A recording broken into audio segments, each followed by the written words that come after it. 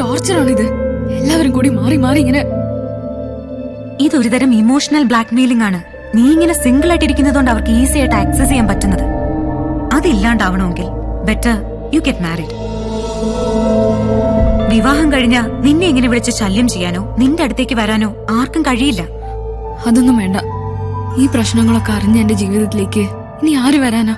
അങ്ങനെ വരാൻ ഒരാൾ ഉണ്ടെങ്കിലോ? ആര്?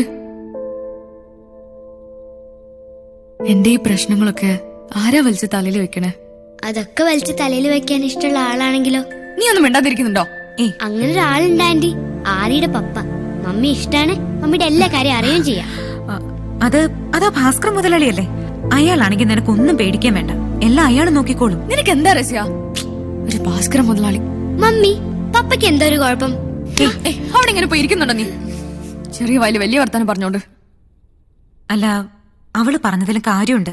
അയാള് ഇപ്പൊ ഉള്ള പ്രോബ്ലംസ് ഒന്നും പോരെ എനിക്ക്. ഇനി അയാൾ ഉണ്ടാക്കുന്നതും കൂടെ അനുഭവിക്കണം ഞാൻ.